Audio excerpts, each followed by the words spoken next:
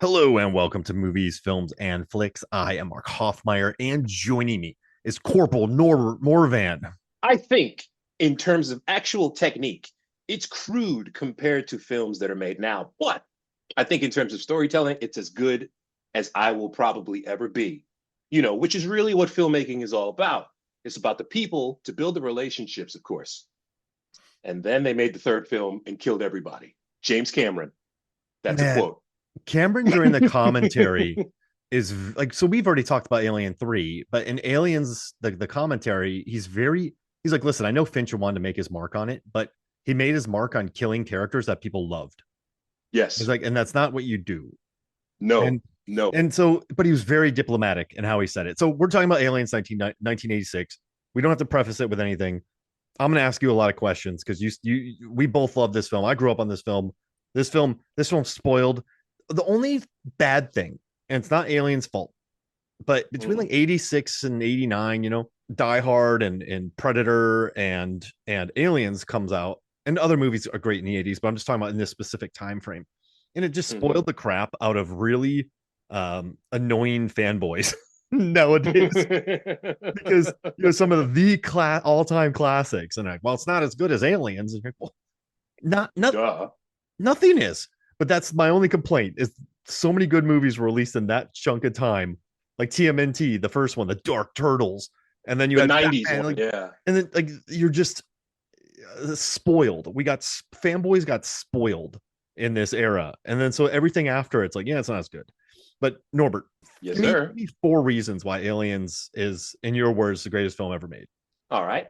First, you got the storytelling, especially in the expanded edition.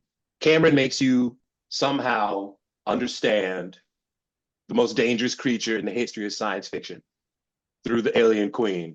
They're not evil. They're just sharks, basically. They're a force of nature. And the queen, she DGAF, of course, about humans, because she's an alien, she's a Xeno. But when Ripley gets into that egg chamber and they do the wordless, look, What up? I'm gonna kill you. Hi, I'm the queen.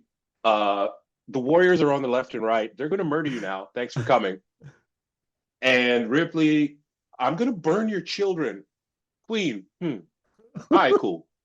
You got the juice now. You can go. And then open up the egg. Psych! I'm a sociopath. That what? Bad What? luck, Queen. That is amazing. Queen. I love they make a deal too. It's like, You know what I'm saying? I got you. Yeah, like you got the juice now, and then Oh, nah. a wordless deal. Very minimal, creepy James Horner music playing in the background. All right. That's my second point. Number two, this is an action movie. This is a tense thriller. This is sci-fi. And there is very little music. When the music comes out, it's a thing. Throughout the fight with Ripley and the Queen at the end, get away from her, you bitch. There's almost no music until after the Queen is sucked out into space. And that is tense.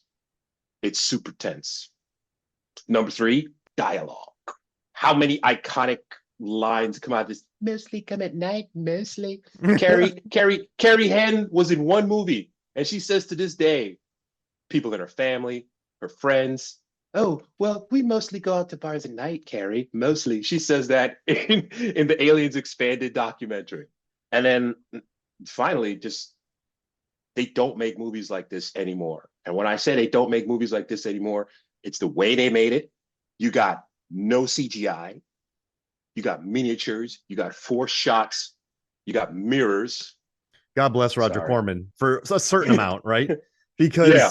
listen, I know he made movies for dirt cheap and probably didn't pay a lot of people money, but the things that Cameron and Dante and a lot of filmmakers learned on his sets are so invaluable. And when you're learning about aliens, okay, all right, so I have four reasons. Can I tell you my four reasons why I think? Go for Four it. reasons Go is for completely arbitrary, but I'm trying something new here. So one, I think Sigourney Weaver and James Cameron kind of butted heads on this movie. Yes. And so, like, the studio didn't want Cameron to tell her she was going to be the main character because she would want more money. He's like, no. So Sigourney got paid for this movie by 1986 standards, and she got an Oscar nomination. $1 million. On set, she's like, I don't want to use a gun. I don't want to do this. I don't hate aliens. I don't want to do that. Like she's like, aliens, I don't have a hatred toward aliens. So the two of them had Hmm. to like work together and form this interesting bond where Cameron's like, okay, you you don't hate them, you don't want to eradicate them all, but you don't want everybody going on this mission to die. Like you know Right. what they can do and you want to stop it because you know. So the two of them made the script better. He got her input, he respected her input, and she did the entire film with a bad back. There are scenes where they had to make a Yes. fake newt that so she Yes. listen, I live with a bad back, so I love this performance more now. This is a top 5 performance all time now because of her bad back. But the two of them butted heads, but and what's most important is that they collaborated. When you look at Right. most great cinema, directors have collaborators. And Hmm. so, it's either people who butt heads with the person or their collaborators who are like, okay, I'm making a Wes Anderson movie.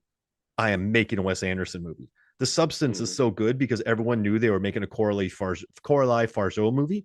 And so they were like, we're making your movie. We're not going to fight. We're going to help you achieve your vision. Unlike what happened with Cameron in this movie, which leads me to Galen Hurd. I think Yes. she's probably one of the, she's a huge name in cinema. I mean, since the 80s, huge name in producing, studio head, everything. But in this one, during her initial meetings with the British crew, a lot of them were like, all right, so who's the real producer? You're just like the wife, like sleeping with them. So like, who's the Super guy? sexist. Yeah. Yeah. He's like, you're the, Super sexist. so who are you? Like, what are you going to do? And like, she's the one who helped fix a rebellion on set because of a lame ass first AD. She is the Hmm. one who they had a synthesizer in their living room and they came up with a lot of the sound and score and Foley and mix in the living room on a Hmm. synthesizer. She was Hmm. on set being she was like really getting Cameron's back on this Hmm. movie. And she's a monster, even though dudes were like, so who's really running this movie? I think Hmm. Galen Hurd Hmm. and her skills on this, and she knew Cameron. I think that helped. Also, in interviews, Cameron said that he wanted to make this movie because not only is he a perfectionist, he's trying to make a sequel to one of the greatest films ever made. And he said, I want to make this movie because I get to do a lot of cool stuff. That's what he said. And on screen, there's a lot of cool stuff. Sometimes you watch a movie and you're like, this person just got paid to direct this movie. They don't care what this is. They were just hired to make it because they can and they can do it quickly. I love Rennie Right. Harlan, but he's been hired many times because they're like, listen, you're the only person on this planet who can go to Latvia and shoot 3 Strangers films in 50 days and make them decent so we can make money. But he made this, he even says he doesn't like the 185 to 1 aspect ratio. He said he should have done widescreen. He realized Hmm. that he made some mistakes, but he said in his head, he he not only wanted to one up Cameron because he's such like a perfectionist. No one's ever going to say great things about working with him on set. But I like that he made this movie because like I get to do cool stuff. And I thought that was a pretty amazing thing. And then the fourth reason Cameron said all of his movies are like love stories. If you think about Yes, that's hilarious to it. me. And But if you look at it, it's true. yeah, it's so true. And I mean, this is why his movies make bank. Hmm. And this is my theory. He's a guy who there's so many studios that are like, I want to make art, or there are people like, I'm going to make Emoji the movie. He's like, I'm going to make a movie that like millions and millions of people are going to see, and it's going to be huge and a spectacle, and it's going to be appreciated and get nominated for Best Picture. But what he does, like Aliens was a war film for him. Terminator, such a simple film. Dude comes back in the past, tries to murder a lady. Dude tries to save her. That's the whole film. It's a Seriously. chase film. Aliens is a Yep. war film. True Lies is a remake. Abyss, they just go under the water. Some people go crazy. It's a couple. They like reignite while you're under you. Avatar, it's Fern Gully, Pocahontas, love story. You have what else? Oh, Titanic, true story, love Yeah, story. He's that's right. his stories are so simple to follow. Aliens is simple to follow. We are going to this planet. We can't get off this planet. This planet's Right. gonna blow up. So Right. it's like all of his stories are very easy to follow. And because of that, the audience can just exist in the world and not be like, where am I? What is this? What's Inception? I'm not Inception made bank. That's a bad example, but they can just exist in the world. And because he just makes them a love story. And I think he also makes them very accessible for men and women. I think, he probably has more male fans, but when you watch Aliens in the 80s, there weren't many Ripleys on this planet. And Not so at all. like seeing her and then seeing Zoe Saldana, seeing Kate Winslet, like Jamie Lee Curtis rocks in True Lies, and it's just, Linda Hamilton in T2. Holy moly. Um, it, he just understands how to keep things simple. And I think the good thing about Die Hard and Predator is they're simple. Simple's not easy. It takes very smart people to make things simple. Right. And he was under duress during this in Pinewood. I mean, his crew was going to rebel. But I think if you have a simple, easy to follow script, you can have the miniatures, the models, you can explain it better to your crew. And so he's just a very smart guy. And I think all these reasons that we used are why this is an 8.4 on IMDb, won 2 Oscars.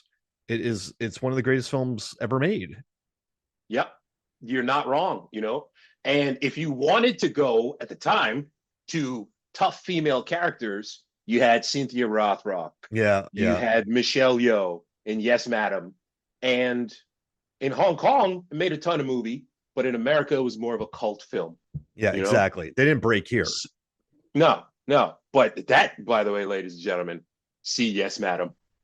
That's a great movie. And then listen to our episode. That's right. Cynthia Rothrock will beat fire out of you. That's 100%. So why is this the greatest movie of all time? All of the things that Hoffmeyer and myself have just detailed. And the way they make this movie, they learned in an indie way to make movies. So the way that they used to tell us, get an internship and you'll learn the job, but except, you're just getting coffee and then you lose your job and the summer's over and you've learned nothing. James Cameron, he works on Battle for the Stars, something like that. Galaxy of Terror. Escape from New York. Escape from New York. And, his boy is Lance Henriksen, Bill Paxton, rest in peace. He was a carpenter on Battle Beyond the Stars. He was, yeah. And James Cameron is just, I know how to draw. He abuses a pencil. That man, his art is fantastic. He came up with the idea for the Queen. He came up with the initial designs. He designed the spaceship in one of the early Corman flicks. And he just knows how to do everything on a movie set. He knows how to do it. He knows what kind of lens will do this, what kind of light we need here. So when he goes over to England and they're just, who are you, bro? Yeah, You're haven't making seen Terminator. You're making a sequel to Alien? That's Sir Ridley Scott. How dare you? You're the worst American in the world. He's like, I'm Canadian, eh? So that's shout out to Aliens Expanded. Shout out to the director's commentary. You get all these great behind the scenes bits. And the behind the scenes, honestly, the same way that they've made movies out of the production of The Godfather, they made a movie out of the production of that. You're tearing me apart. What was that? Oh, The Room. Yeah. There's a movie to be made about the behind the scenes of making Aliens. They made this movie in 2 months for $18 million. And the entire time, the planet is against them. Yeah, the crew's rebelling. The crew's rebelling. The higher ups giving the money. Oh, this is too slow. Oh, we need more action. Oh, why is this movie 2.5 hours long? Dude, you suck. We hate you. Hurry up and make our movie, though. You get James Cameron with this type A personality. Gail Ann Hurd, also, when you listen to her talk, she's pretty type A personality. She'll mess you up. She's a producer. She'll mess you up. Not only is she a producer, she is apparently studio head, expert gun wielder too. I imagine these two, they're married, because I'm a sick guy. They're married, and it's like, Gail, tonight I'm going to sleep with you. Yes, Jim, that's a good idea. We should do that. And then they're finished, and okay, let's go shoot guns. Yes, Gail, I just made a new design for a flamethrower. Tonight you will make the dinner, and I will burn it. Excellent. And they're just, this is the way things are. This is the way things are. And then they have screaming matches. I'm sorry, Jim. That's okay, Gail. They're terrifying to me because focused people like that, okay? The people who love Elon Musk, ladies and gentlemen, this is the guy that you should be looking at. Came from, not to say nothing, but started from the bottom, learned how to do everything, had these weird dreams that he translates to drawings when he wakes up. That's how you get Avatar. He apparently made up Avatar when he was 17, just drawn in a book. And when Ripley goes into the Queen's chamber, he saw that in a dream, a wall covered with wasps. The guy is an auteur and a master of his craft. And I know you kids, oh, you're glazing, Norbert. Yes, yes, I am. In this particular case, James Cameron is just he's a master of making movies. He's a legitimate master, and Yeah, I know he gets a lot of crap for, like, when you hear about The Abyss, that should have a movie about the production. seriously. Titanic should have a movie about the production. All of his movies, you just hear about people complaining, but the one thing I like about him is, and I know I bring this up a lot. I haven't worked in the industry in many years, but when I worked on like 150 sets, and I think what James Cameron does that I've read about and watched him is that people don't like is he seems like a director who acts like a first AD. So in many scenes, Mm, the directors are in their heads, kind of behind the monitor. I mean, there's some yeah, exceptions, like James Gunn was really like in it. He's in it, and there's like, but his movies are great. So right. I think there's some directors like, we're just going to sit behind here, and the first AD is going to be the muscle. Whereas I think people like Hmm. James Cameron or people like Michael Bay are just, no, go, go, just the difference between Michael Bay is Michael Bay can make Transformers in 3 weeks and under budget for some reason. I don't know how he does that, but because he's not James Cameron. But what Cameron does is he's just very in your face. And if you're going to be in that bleach stained water in the abyss, he's going to be in there. If you're going to Yeah, be underwater in Avatar, he's going to be down there. He'll fly a chopper under a bridge. So the one thing I respect yeah. about him is he's absurd. And I know that a lot of crews, and he pushes crews, and there's a lot of war stories and horror stories, but he's in it. He will be in it. When you are hanging upside down from the Titanic, he'll be right next to you with a camera calling you a wimp. So I think I respect that aspect of him, because I always liked directors who led. I didn't like Hmm. directors who sat behind a camera, then the first AD just yelled at people. Um, so I think sometimes when a director takes that role of the first AD, people aren't used to that, especially in England in 1985, Yeah. and they're not used to it. But you know, even during the commentary, all the actors were like, "Well, Jim, he like Bill Paxton's like, well, Jim, he, but you know what? Like, I was with him, and but that's why I think Cameron makes those great movies. He's in it. He's down there with people, and I respect that. I think there's a lot of directors who won't put themselves in those spots when they're making movies. So I like Hmm. that he's in it with people, and I think that comes from his Corman kind of style, because you know how many people started really small jobs where they do everything, and then they go to a bigger job. It's really hard to step away from that. Like, you still want to Right. be in it. So I see that in him. And with Aliens, I wish he would have learned from John Woo from Face Off, because when John Woo made Face Off, he started with the boat chase. The boat chase was the first thing they shot. So he goes, yeah, all the dailies I sent to the studio, they're like, this is amazing. So he shot the boat chase and then the fight where people are just getting murdered.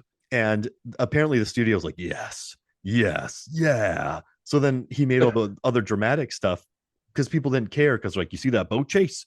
So Yeah. I feel like that's something every director should learn from. Like, hey, start with some action to send to the studio, and then do those scenes. Like, because Aliens, even the director's even a theatrical cut, which is still brilliant, it doesn't start out Yeah. quick. You need that dream and the chest burster to get some heartbeats raising, and then But I love that it builds when they get in Yes. that hive, which is loaded with resin. These aliens drool so much resin. Oh my So gosh. much. But when So it gets much. there, then you just get pummeled with it. And that's a great, I love movies that like build to an ending that just leaves you crushed. And so it was smart that he did it, but I just wish he would have, maybe it would have been easier for him if they did a really action heavy scene first and then send that to Hmm. the studio and they're like, oh, hey, this is pretty great. But that's the Hmm. one thing. And that's one of the facts I love from Face Off. So I had to use that. But okay, Norbert, uh, Go. the characters. I mean, I watched this in Yes. '86, and my theory for a movie being good is when after watching it for the first time and not reading or researching about it, you know all the characters' names. So after Yeah. watching, I'm like, oh, Hicks, Burke, Vasquez, like Bishop, Hudson, Newt. Like, I could name all the characters. Like, even like Burke, that son of a bitch. You're like, oh, and like Apone, what a great name, and played like a former military guy. Like, you just That's right. knew all the names. And that's when a movie is good. Now, why, Norbert, is Corporal Hicks, played by Michael Biehn, so awesome? Okay, so Hicks, aka Dwayne, right? Yeah. Yeah. Hicks, he's in a situation that by looking at the way these guys are dressed, looking at their vibe, they're very laissez-faire. These men and women are professional murderers for all intents and purposes. They're out there clearing planets for Weyland-Yutani and or the government. And he's never high, he's never low. They've done this before. Is it a stand-up fight? Is this going to be another bug hunt? That's how many times they've done this.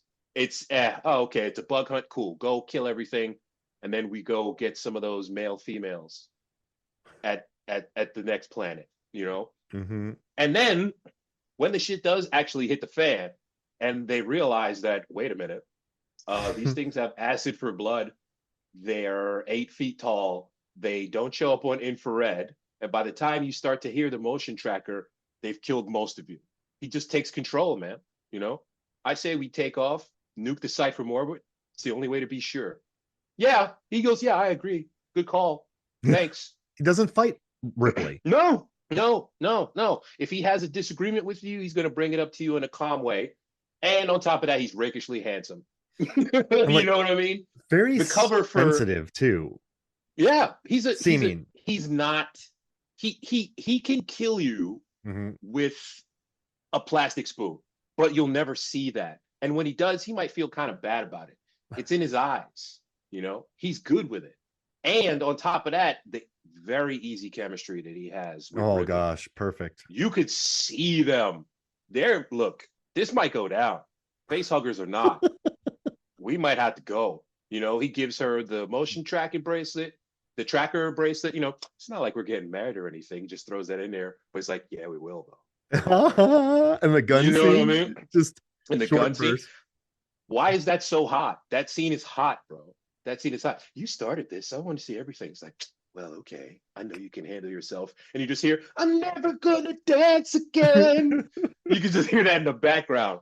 Because yeah, their chemistry is cooking. So Dwayne Hicks, one of the few white men in cinema named Dwayne, just gets busy.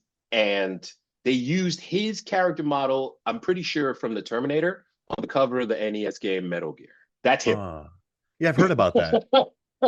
you know, that's him. Watching it again, you know, the older I get, you know, I was always about Hudson, and like Bill Paxton's incredible. Always been about Hudson. Oh, he's awesome. And we'll get to him later. Awesome. But the older I get, the more I respect Hicks, because remember, he's not overly macho. I think this is a day and age where it's like, oh yeah, I'm just, you know, big and macho, you know, and he's not overly buff.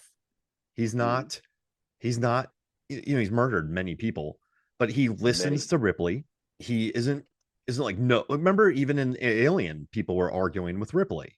And so in this one's like, yeah, you know how it is. Can you tell me about this? And he's like, exactly. Okay. Oh, hey, we need to go get Newt. Let's go get her. Like he rolls with her. And like, I like that. Like he's very capable. He trusts her. And like, he's just a badass, but like the way he plays it is like a very interesting kind of cool, sensitive, and it's very adult. Like his scenes with Ripley with the gun, some of those scenes would just be like, bow, bow, chicka, bow, bow, you know, but the way they play it is very like just adult, but you still get their chemistry. And it's a really excellent performance from Michael Biehn. I mean, it is, it's incredible. And so I love that about him. Next, why is Bishop, or no, I'm sorry, why is Private Hudson so great? Like what makes Bill Paxton's Private Hudson so great? Well, in the words of Galen Hurd, I love it because Hudson, the character that Bill Paxton plays, is the voice of the audience in this. You know, he's saying the things that the audience would say and asking the questions that the audience would ask, you know? Yep. And in the deleted scene that they restored to the special edition, she's a bug, man. She's a mama bug. She's big, man. You know, Bill Paxton, rest his wonderful soul. You feel like he's not too far off from the character Hudson, especially when you listen to him on the commentary. Yeah, he's he's so hilarious, man. You have two, unfortunately, people who have departed on the commentary. Stan Winston, Yeah. icon of special effects, and you have Bill Paxton. And the scene where they wake up from hypersleep, all he can do is talk about the abs on Rico Ross. Yeah. It's like, yeah, once I saw him, I stopped working out, gave me more time for beer. I realized, I couldn't keep up with him. So Hudson, 4 weeks, man, short time, 4 weeks now. Now I'm going to bite on this rock. Oh, man, that would be me. I would be Hudson. And for what it's worth, when he finally does just nut up and just murder everything for his death scene, I probably wouldn't even have. Once those things start coming through the ceiling, I'm out. I'm following Burke. Burke, where's the door? Where's the door? But Hudson mans up and he goes out. He goes out blazing. He goes out guns blazing. And he and Michael Biehn, they worked out a thing where Michael Biehn, Hicks goes back to try to pull him out. They talked to Cameron, suggested that, and they let him, and Cameron let him do it. When he's getting dragged, Hudson is America, 1986. He is that guy. He's jokey. He knows what he's doing, though. He will also shoot you in the face. But when he's faced with just what is possibly the worst situation ever, eventually, all right, man, I'm on it. Yeah. Go fix things. Go check the sentry guns. All right, I got it. He's wasted, man. Like he gets not unnecessarily. Like I'd be freaked out too. And so he is the voice of reason here. But when it comes down to it, he's not the problem. Which not at all. Which is great. I love that he's not the problem. And so I want to jump over. I just want to talk about the characters in this movie. And go for it, man. Look at Lieutenant Gorman. He completely botches everything. Like the dude sucks. But he does get some retribution at the end.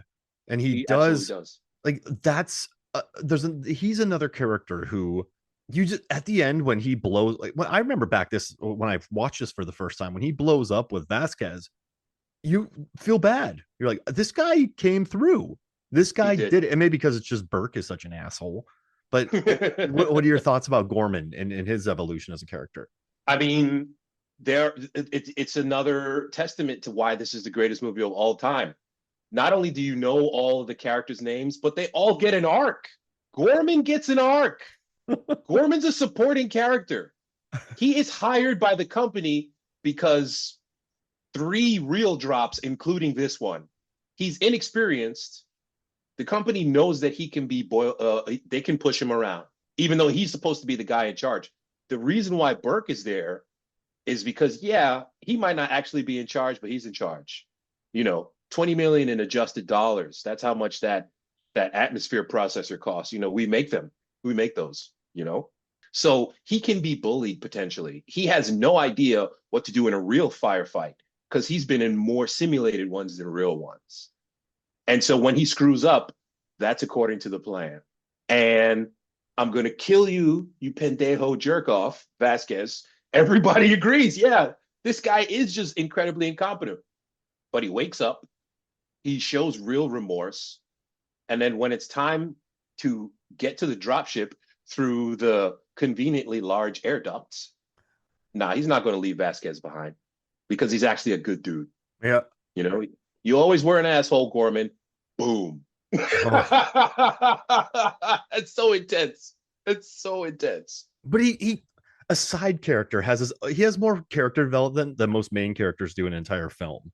And seriously, I love that about him. And now let's get to Vasquez, played by Jeanette Goldstein, and she's great in Near Dark, by the way. But yes, man, watching her, she's just such a badass. And I was watching this with Megan. She watched it for the first time. She loves it. And she's like, man, look at those guns.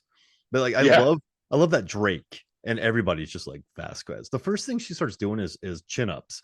And you're like, geez Louise, this lady's a monster. And that's a Steadicam rig that she has her gun on, which I love. Yes. And Cameron. She's just like Vasquez. That's like one of these characters that you watch growing up. And listen, I didn't grow up overseas. I grew up in America with parents who like weren't into like Rothrock, Michelle Yeoh. Right. I just knew Bond girls, I guess. And so watching Vasquez, You're like, what is happening here? And you know, it's good. She's it's a credit to the actor too, because I think sometimes when people got to play tough, they just come across as assholes. But Jeanette comes across as a legit badass in this, who's not a complete asshole. But I dig her in this movie, just the style and the toughness. Like, I think that's maybe why Cameron cast Michelle Rodriguez in Avatar, because he's like, she has vibes of Vasquez. But, vibes of Vasquez. This is true, and not only that, apparently, to get the line, "Hey Vasquez, have you ever been mistaken for a man?"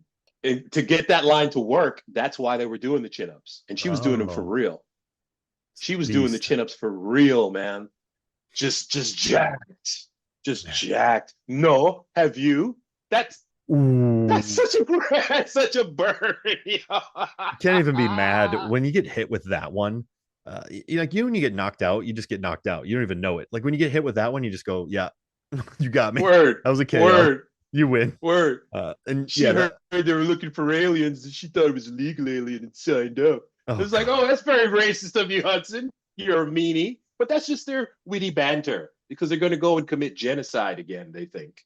They've probably been together. They've been together for years and just said every weird thing to each other. And then let's get to Lance Henriksen playing Bishop, because I love what Cameron said and Gail Ann Hurd said, where you hire Lance Henriksen, who just looks like he's up to no good, but constantly you make him be the most earnest, kind android ever.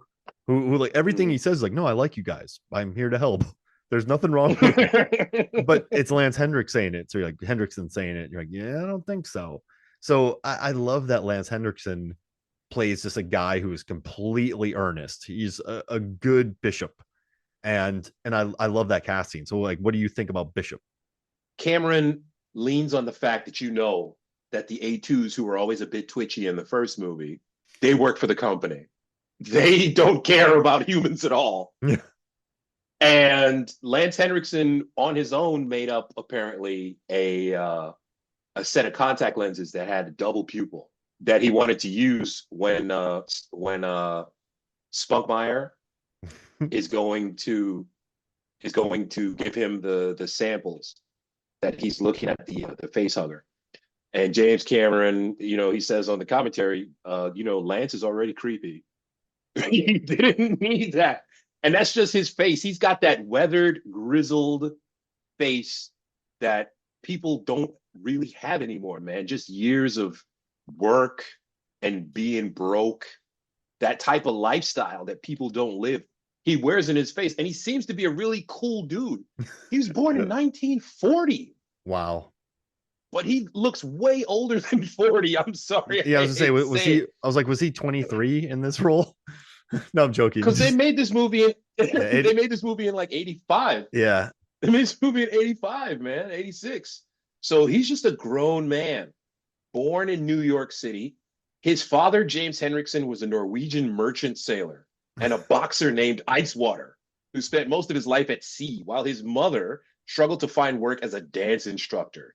So this guy is growing up, he had a reputation for getting into trouble at the schools he attended. He spent time in a children's home. He left school after completing first grade and was illiterate till 30. Then he joined the Navy. Then he served with the Merchant Marines. You see that on his face, bro. Yeah. All of that is on his face. So he goes against type.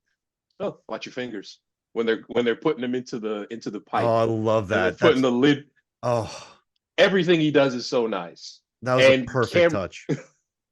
And Cameron, I may be an android, but I'm not stupid. Cameron says that Lance Henriksen made a face after he delivered that line. I may be an android, but I'm not stupid. And then Henriksen said, "Oh, that's because Bishop realized he made a joke." Yeah. It's so many little levels, man. So many levels. Oh my God. And then you toss in Pharaoh, who she just has a cool look, and she gets killed by a very juicy. That's goopy and juicy combined. A very gooey xenomorph. And so she has a cool look. I mean, Apone is great. Like, I love Apone. Oh, man. Just his presence. Al, he's also dead. Al Matthews. Al Matthews. He was in the military, and then he became a DJ in England. Like, these people have lived lives, man. And that's why it comes across so effortlessly on the screen, because these people don't care what you think, man. This is who I am. We're not we're following orders, but we're following Apone's orders. And then we're following whoever's next in command. But this suit, we don't care about him. Mm-mm. We can't wait to murder this guy once we find out his actual plan.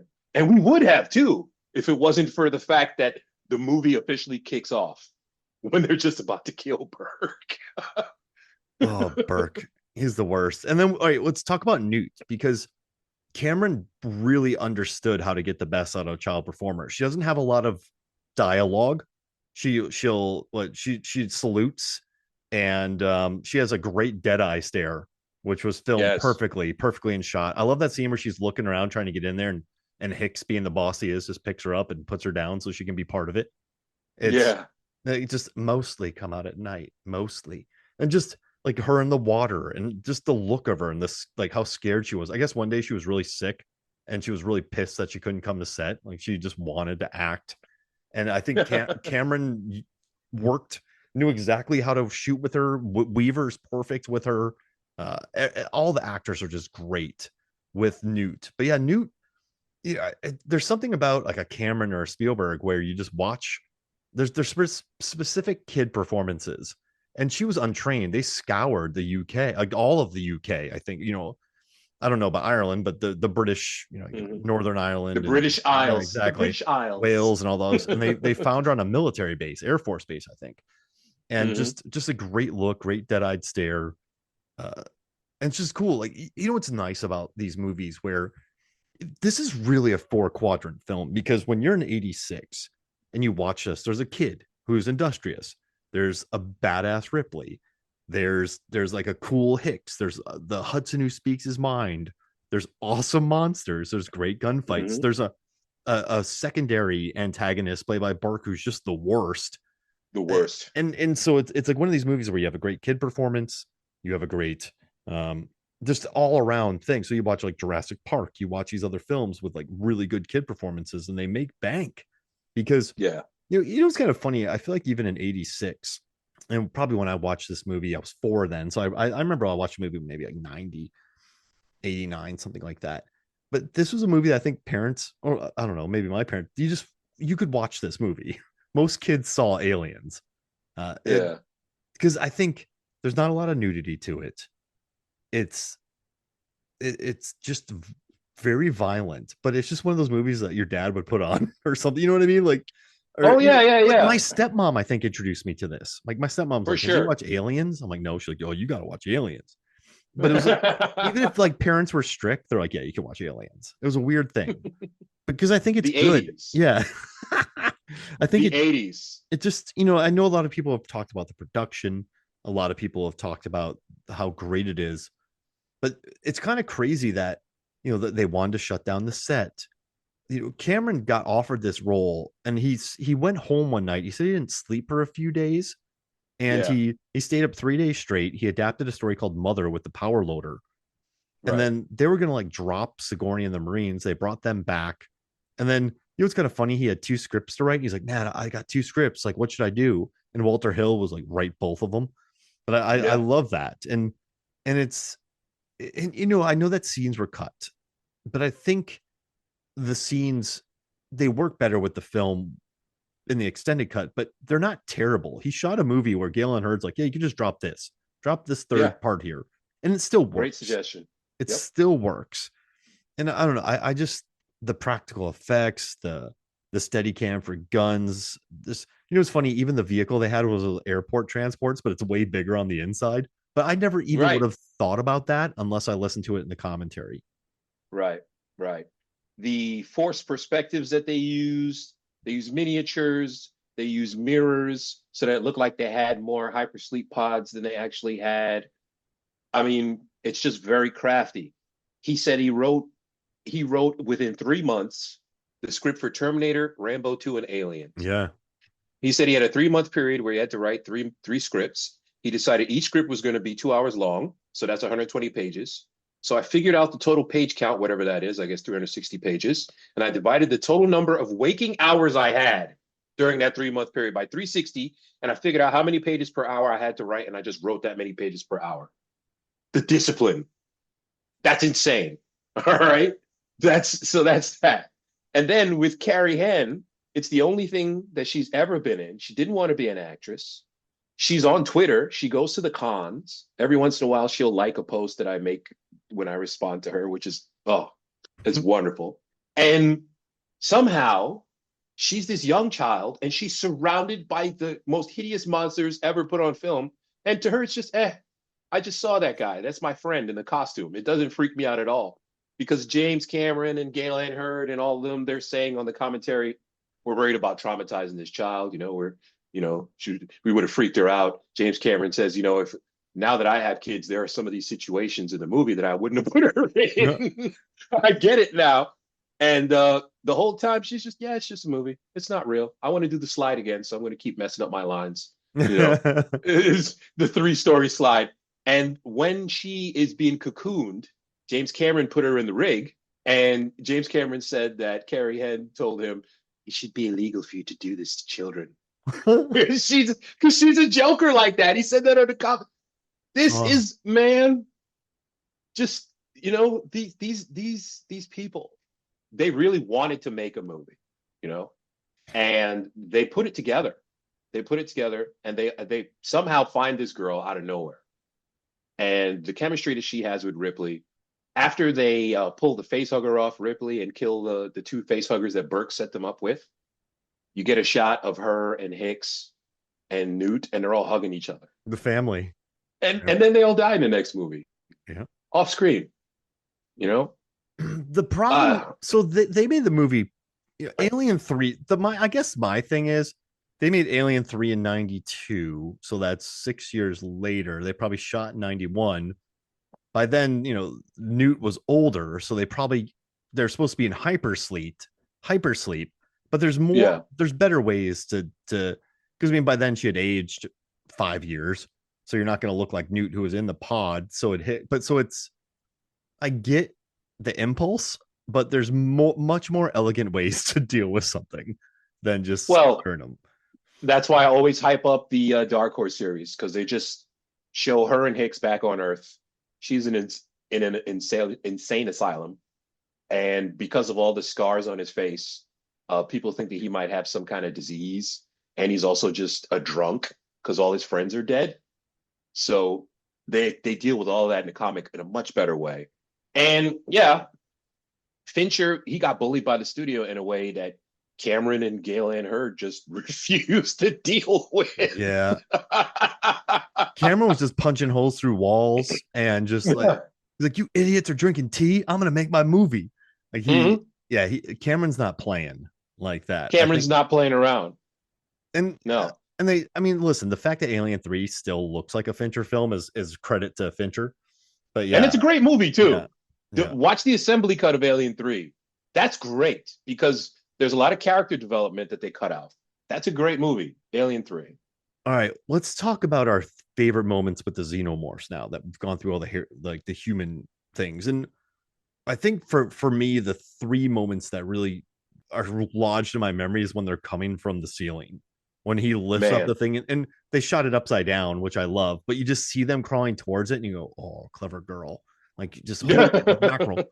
And then when the shuttle, the dropship gets blown up, but I love the alien leaning over her, Pharaoh, drooling is. I'm going to murder you now. Exactly. And then the xenomorph coming from the water. I mean, you know me. So they can swim, they can travel underwater, they can pop up there. That's such an incredible shot. And we're not even talking about the queen aliens breathing. We're not talking about it working in an elevator. You know what's really, I think the most interesting fact, one of the most interesting facts I got from this was the first alien was new. That was like a baby alien. So it wasn't that 24 hours. Yet. Wasn't that baby alien, it was learning, but it wasn't there yet. These have been around for a little bit. So presumably the queen alien knew how to work the elevator. Why not? These aliens knew how to run traps. They knew all the systems. So I think they're smarter in this one. So I thought that was really interesting. They understood that. So I thought that Mhm. was pretty cool. But I think those three shots are just so iconic to me. And just when they unravel in the beginning, when they're like, there's motion all over, man. They're all over the place. It's such a tense moment. But those are my three favorite Xenomorph moments. Like, which ones do you love? When the queen is doing her little head tilts, showing understanding, Mm-hmm. this 14-foot marionette that the late Stan Winston and crew came up with. This thing today, as a matter of fact, in Alien versus Predator with Sanaa Lathan, it's all CGI for the most part. When they show the queen storming after her and the Yautja, as they have the last battle, it's all CGI. And it's not that it looks bad, but this thing, there are no computer effects for the aliens. And this is the most terrifying looking thing in the world. Sigourney Weaver is standing in front of a 14-foot monster. To put that in perspective, that's two Shaquille O'Neals, ladies and gentlemen, standing on top of each other. That's absurd how big they made this thing. Um, when Farrell buys it, yeah, That's a that's great definitely look. messed up. And honestly, what they do with the face huggers, when the Oh face huggers are going yeah. after Ripley, when the face huggers are going after Ripley and Newt, that thing skittering across the floor, bruh, Mm. bruh, that And, is nightmare. and it creeps up behind Newt too, because there's a Yeah, second one in there. You're like, oh my gosh. and it's all camera tricks. Apparently, Sigourney Weaver had a bunch of wires running down her arm to get the thing moving as it's about to attach to her face. But Hicks and Hudson are pulling it off her. Oh, So wow. you have puppeteers, you have all kinds of wires and whatnot, and you can't see any of it because camera angles, filming things in reverse and high speed, the craft, yo, the way they this movie is 40 years old. The Yeah. only thing that looks janky is when you see the dropship in certain places. And that's just because it's 86 and it is what it is. Do you And think even that doesn't pull you out of it. do you think the British crew watched this and went, oops? Can you imagine? Can you imagine creating the greatest film of all time? You're working on this and you just, spot a tea. This friggin' Cameron bloke, governor. And he's just, please help me. I'm not American. Can we just make this movie? It's like, right, well, I've worked my 8 hours. I'm going home. It's just, ugh. And I get it, a and job that is a job. and the system's different out there. You become an apprentice, you Yeah, work for years, and the crew came with every studio that you're working in.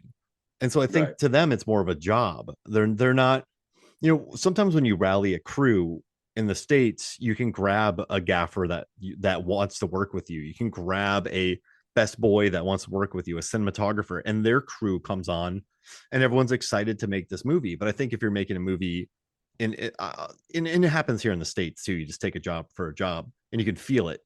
But yeah, you just go up there. They've never seen Terminator, and this Canadian who they think is an American is just yelling at them. I could see how they Right. aren't going to work with him to a certain extent because James Cameron is not going to be like, listen, guys, I think what we need to do is just talk. No, he's not. He's No, like, type fuck, A personnel. fuck you, fuck you, fuck, like just you son of, go drink your tea. Kicks like a tea thing and just Yes. bitches, Yes. and he picks up a camera. And so yeah, I mean, I could see how they wouldn't like that. So Yeah. we're not. I mean, if you look at the movie at the end of the day, it's gorgeous. The sets are gorgeous. Everything's gorgeous. They did a really good job, but it's just a job to them. He worked with Bill Paxton back in the Corman days, brought him with him. Yeah. Lance Henriksen, they know each other, brought him with him. Gaylan Hurd married her. You know what I mean? He's got a squad. He's got a way that he does things. They just made Terminator. They just made it that way. You Mm-hmm. know? They all just got together like, we want to make a movie because we like to make movies. Yes, of course we want to make money, but we want to make a really cool movie. You know what I'm saying? So that's what they did. And not everything is going to be the job of your dreams. You know, some people just want to work in the business, and I get it, but you know, that's the way it is. You can tell sometimes when people are cooking though. So directors win you over. I've had times where directors have completely lost me, or I've been like, I like this person. This person's Hmm. cool. So yeah, I don't know. I guess he definitely lost a lot of people there, but it's kind of crazy that they weren't. I think if I was on a set and I was seeing what they were doing, I would be okay. This guy's crazy, but this is cool. Like this is pretty great. I think we should help out on this. But Hmm. look at this though. 86. 86 was home to some really great science fiction, horror, and fantasy films. Quite iconic too. So there's Aliens, there's Star Trek The Voyage Home, which is glorious. Then you Yeah, it is. have, let's see, what else is there? There's The Fly that came out in 86, Little Shop of Horrors. There's a lot more. I Yes. promise you. I'm scrolling down here. But Oh no, I like know. even Jason Lives rocks.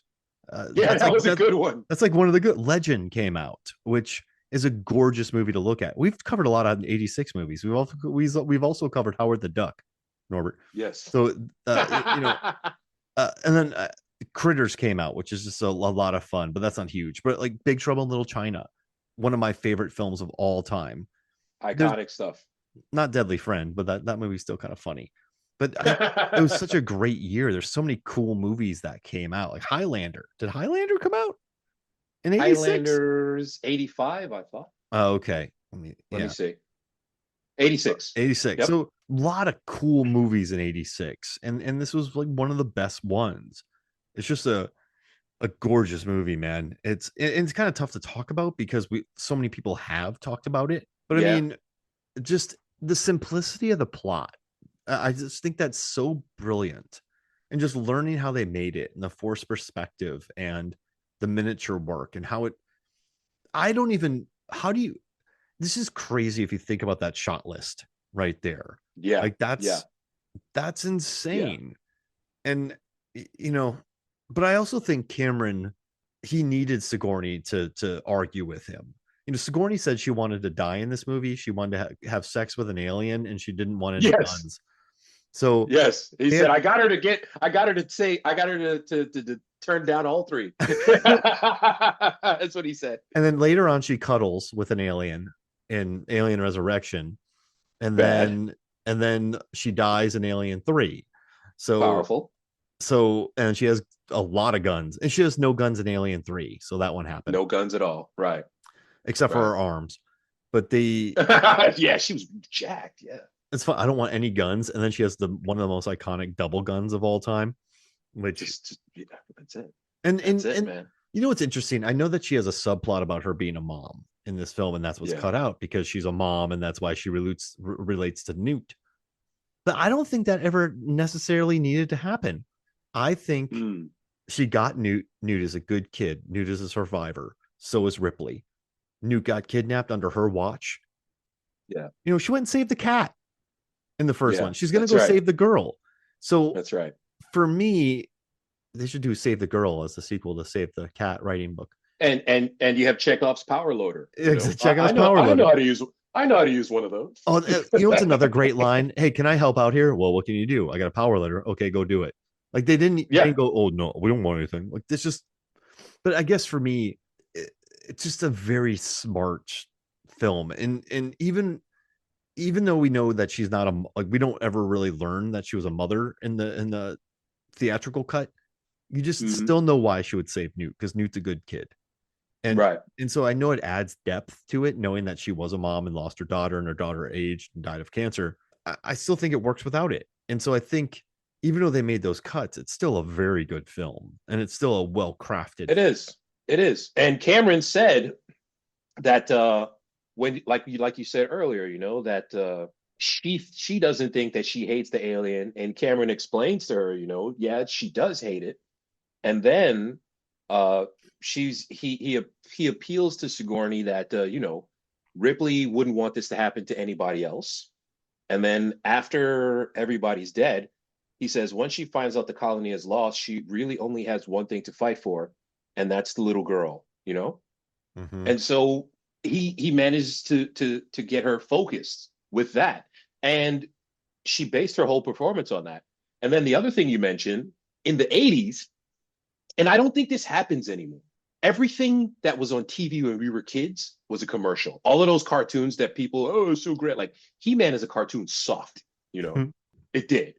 It sucked, but it existed to sell toys. Transformers as a cartoon, depends. Some of them are really good. You can go back and watch, but a lot of it sucked. I don't think that in the 21st century, R-rated movies are turned into children's properties anymore.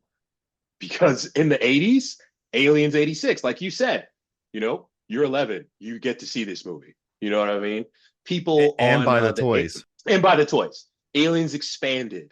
The credits for Aliens Expanded are like 30 minutes long. And so many of them, yeah, I saw this movie when I was 10 and it was great. Oh, I rented this movie from Blockbuster so many times that they told me that I should just buy it. That's how many times I rented it. And they were all children. Rambo, that turned into a cartoon for kids. You know what I'm saying? RoboCop, that was turned into a cartoon for kids. It was the sensibility, you know, that it's not real. And only Carrie Henn got paid off of that because she's a kid. Yeah, it's not real. It's just a movie, whatever. Oh, there's a monster behind me. You want me to scream? Okay. Ah, cool. Can I go now? All right. You know, and that's just, ladies and gentlemen, that's just Gen X, man. We were different. We grew up on some different shit, you know, and this is who we were. Now, I saw this movie and I couldn't sleep. This is the scariest thing I've ever seen in my life. I freaked out when I was watching Gremlins, for Christ's sake, because those things were scary as hell. And they were also just puppets. The 80s was the time, you know, and it's the way that they made this movie. The fact that there's so many practical effects and literally just camera tricks, mirrors. There are wires all over this movie and nothing was digitally removed. Nothing.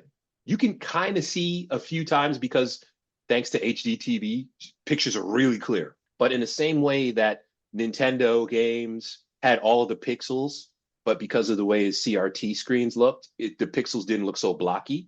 This movie benefits off of that. So if you watch this on DVD versus an HD Blu-ray, you won't see a lot of the lines and the wires and cables, but you might see a few if you watch in HD. But still, it doesn't pull you out of the experience. It's just, this is a masterpiece, this movie. If you it's the watch best movie it, ever. If you watch and go, there's a cable and be like, it sucks. You're a terrible human being. Oh, man. Well, hey, Norbert, this was, and the final fight. Forget about it. How strong is Ripley's leg? Bruh. Because that queen is holding her leg and nothing else. Bruh. The entire vacuum of space. Yeah, is pulling on her forearm and her foot. But it doesn't matter. This 14-foot creature that easily has to weigh at least a ton because they're light, but you know, it's 14 feet tall. Yeah. Yeah. That's the one thing, you know, because the people who are jerks, well, how does the queen figure out how to use the elevator? Duh. She just saw her get in it.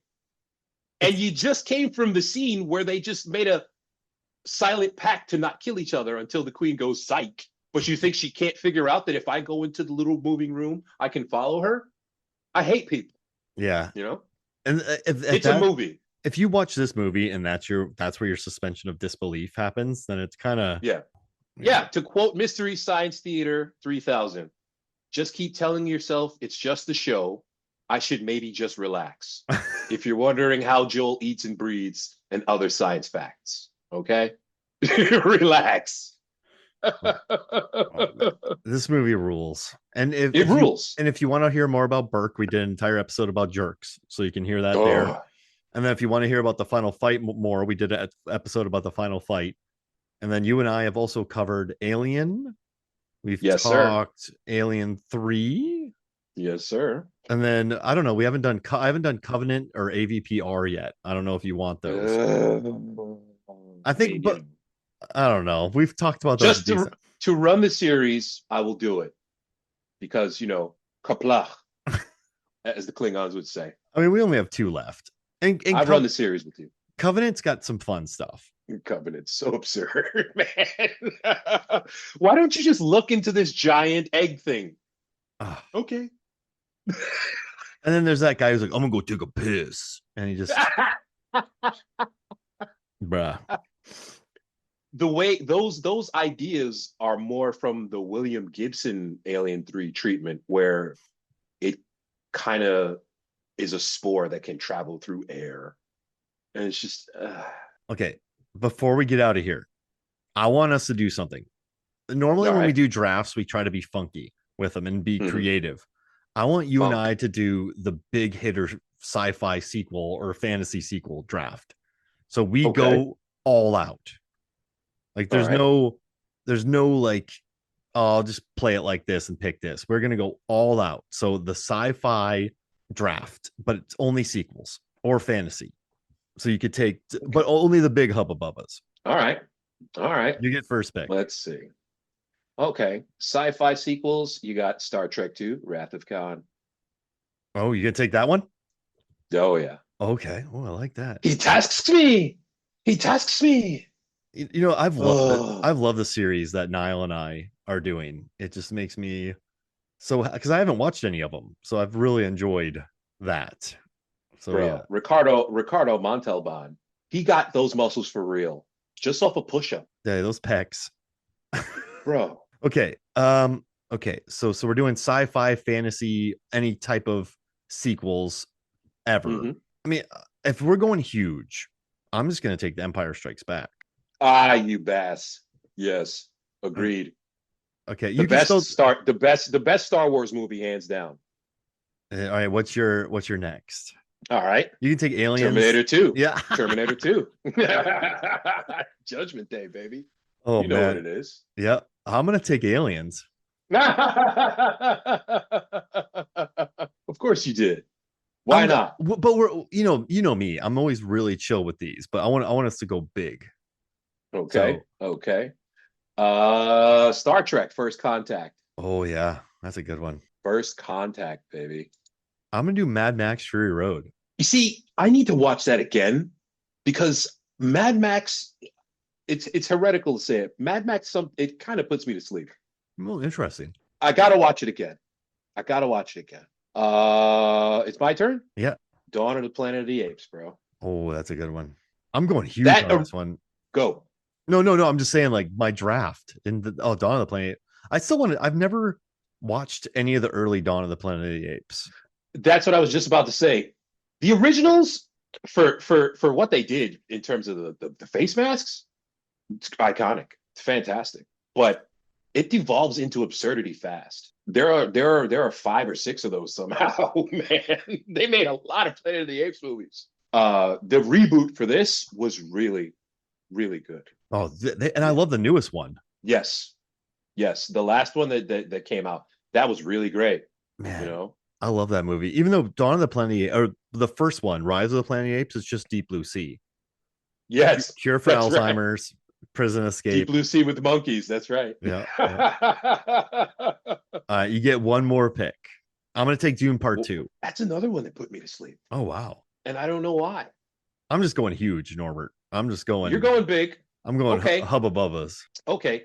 Didn't do well in theaters, but Blade Runner 2049. Yeah, that's so good, man. because the Gosling. I love me some The guys. Gosling. And the fact that, his bosses just did not like him. He had no friends in that movie. Deckard in the first movie, he had some homies, kind of.